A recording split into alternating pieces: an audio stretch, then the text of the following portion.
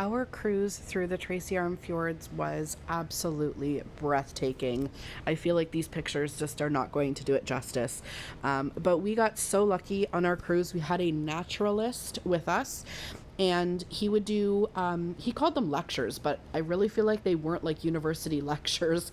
But he would do shows to describe some of the things that we would see at certain points. And actually, while we were going through the fjords, because there's not really anything to do but be on the boat, he would actually make announcements as we were going through certain channels or S-bends. He would let us know if there were whales or sea lions or any sort of wildlife. At one point, there was a chance to see mountain goats up one of these glaciers. And so I'm surprised the ship didn't tilt at certain points, because he would say, oh, it's out the starboard side, and everybody would go running. And something else would be port side, and everyone would go running. So I don't know how the ship actually stayed steady, but it managed. Oh, there's me just showing off my ring in the middle of a glacier bay. But the naturalist was really amazing to listen to, and I kind of felt like during this day, I really wish I had a pen and paper with me to write down all of the amazing things that he had to say about this. You will see some smaller ships down by that glacier there. And that was the one excursion you could take for this day, was to get off of our ship onto a smaller ship to get closer to the glacier.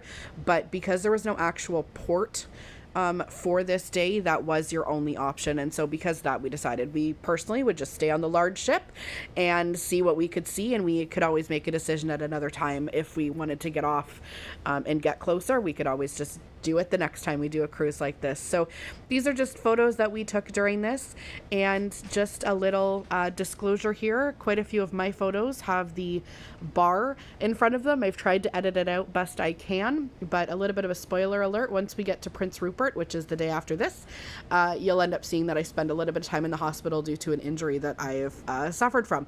So as you can see, there's another bar there. I could not stand up at all. So we were able to get me my clamshell, where I've spent a lot of time during this cruise in general. So I was able to get some great shots, but really any of the ones that you can kind of see right into the water, where the glacier ends into the water, my husband took those ones. If you see a bar in your way, there's an excellent chance I took it. I could not get up to make that any clearer for you. So I do apologize if there is a bar in your view, but this was the best I could do to still be able to take photos that I could enjoy for my vacation.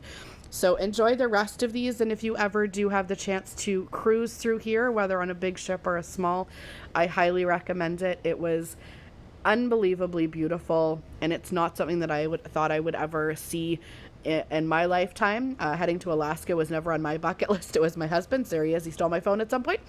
But I'm really glad we did it, and I will definitely ensure that we go through some more of these types of views in the next couple of years. It's definitely something to see. So I hope you enjoyed them as well.